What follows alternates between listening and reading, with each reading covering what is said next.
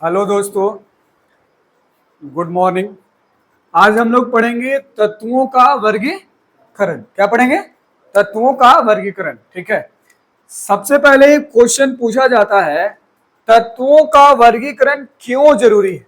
ठीक है, तत्वों का वर्गीकरण क्यों जरूरी है? ठीक है, क्यों जरूरी है? देखिए, अधिक जब तत्व हो जाए, क्या हो जाए? अधिक तत्व। जैसे वर्तमान समय की अगर हम बात करें, वर्तमान समय में तत्वों की संख्या कितनी है? 118 है। कितने हैं? 118 है। ठीक है, तो अब 118 तत्वों का अध्ययन कर पाना क्या है? बहुत मुश्किल है। ठीक है, इनके रसायनों के बारे में जानना, इनके भौतिक गुणों के बारे में जानना, इनके रासायनिक गुणों के बारे में जानना क्या है? बहुत मुश्किल हो जाता है। अगर हम एक एक करके जानने की कोशिश करें तो और ज्यादा जटिल हो जाएगा। ठीक है, इस जटिलता को कम करने के लिए, ठीक है, तत्वों को अधिक जानकारी के लिए या उन्हें सरल बनाने के लिए या उनसे सरल तरीके से जानकारी प्राप्त करने के लिए तत्वों का वर्गीकरण क्या है?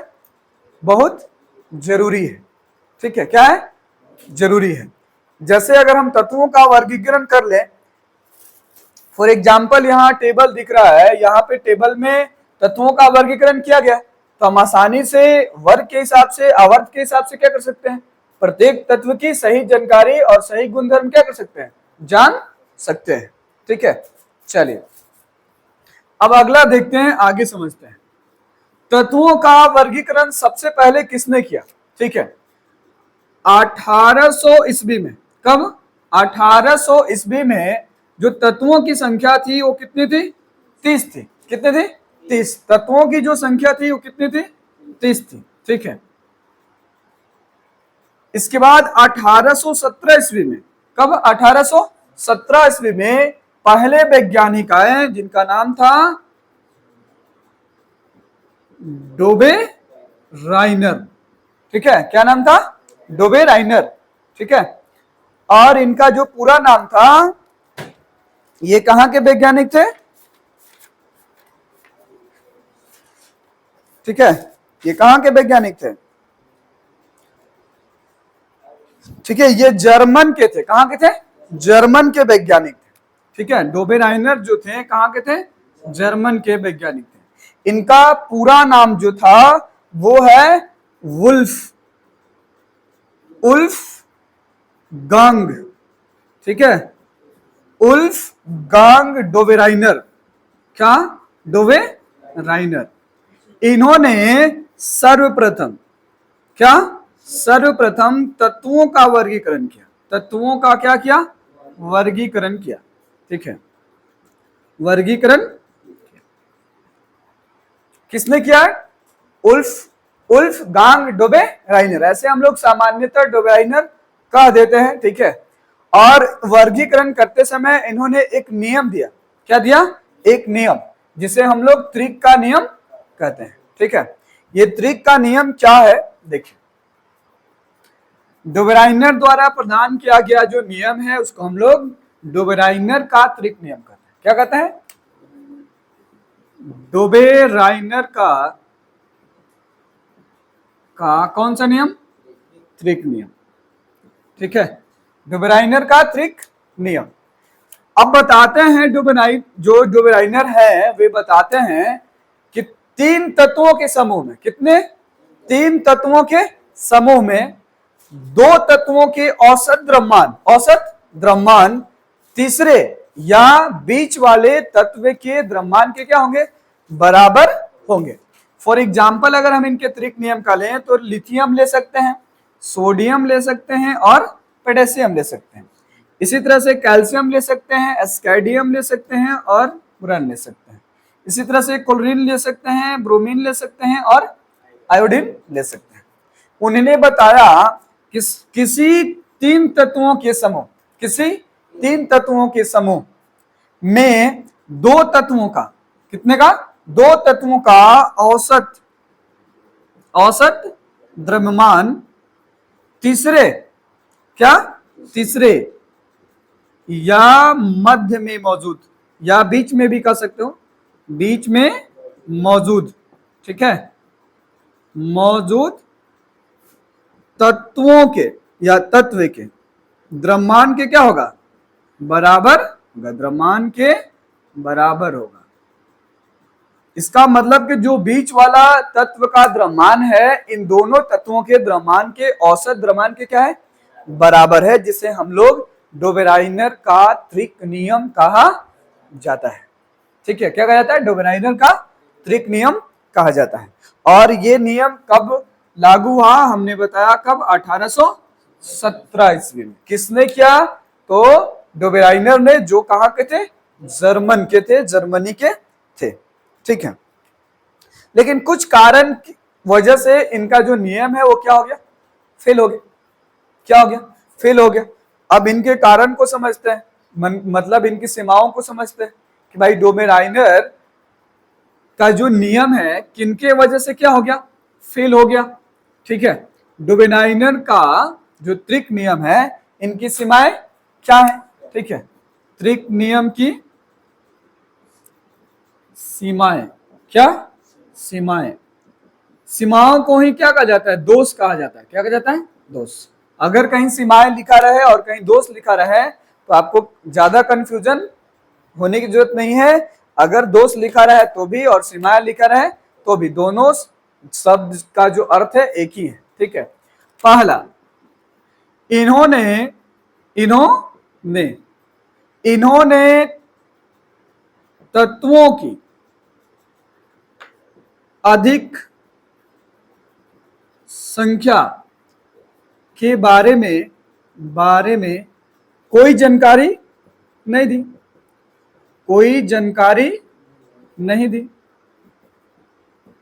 ठीक है, मतलब इन्होंने नहीं बताया कि भाई 30 तत्व है, उनसे ज्यादा भी तत्व हो सकते हैं। दूसरा आप ये कह सकते हो कि इनके जो नियम है कुछ तत्वों पर क्या हुए, लागू हुए, कुछ तत्वों पर क्या हुए, लागू हुए। मतलब सभी तत्वों पर लागू नहीं हुए, कुछ तत्वों पर लागू हुए। सभी तत्वों पर होता तब ना, लेकिन ऐसा हुआ नहीं। तीसरा, इन्होंने या इनके आवर्स, इनके जो नियम है त्रिक नियम में, उनमें कुछ ही तत्वों को क्या किया गया, शामिल किया गया। बाकी तत्वों को क्या किया गया, इग्नोर कर दिया गया, साइड में कर दिया गया। ठीक है, कि भाई ये जो नियम है कुछ ही तत्वों पर लागू होगा और कुछ तत्वों पर लागू नहीं होगा। अर्थात कुछ तत्वों को शामिल किया गया और कुछ तत्वों को शामिल नहीं किया गया। ठीक है, इस तरह से डोबेराइनर का जो त्रिक नियम है या जो सीमाएं हैं, इस प्रकार से हम क्या कर सकते हैं, लिख सकते हैं। क्या कर सकते हैं, लिख सकते हैं। ठीक है, अब आइए हम लोग समझते हैं जो दूसरे वैज्ञानिक थे। अब ये जो फेल हो गया है, इनके बाद दूसरे वैज्ञानिक आएंगे, आएंगे कि नहीं आएंगे, आएंगे। ठीक है, दूसरे वैज्ञानिक का नाम था न्यूलैंड्स। क्या नाम था, न्यूलैंड्स। ठीक है, ये अंग्रेज वैज्ञानिक है। कौन से वैज्ञानिक है, अंग्रेज वैज्ञानिक। ठीक है, अंग्रेज वैज्ञानिक, अंग्रेज वैज्ञानिक। ठीक है, जॉन न्यूलैंड्स, जॉन न्यूलैंड्स, इनका पूरा नाम था जॉन न्यूलैंड्स। ऐसे ज्यादातर अंग्रेज अपने नाम के आगे टाइटल लगाते हैं, कौन सा, जॉन। ठीक है, तो अंग्रेज वैज्ञानिक जॉन जो न्यूलैंड्स थे, ये दूसरे वैज्ञानिक थे। कितने नंबर के वैज्ञानिक थे, दूसरे वैज्ञानिक थे जिन्होंने तत्वों के वर्गीकरण में अपना योगदान दिया। ठीक है, इनके समय तत्वों की जो संख्याएं थी, ठीक है, मतलब 1866 ईस्वी की बात की जा रही है। ये कब वर्गीकरण किए, 1866। इस समय तत्वों की जो संख्याएं थी वो कितने थे, 56।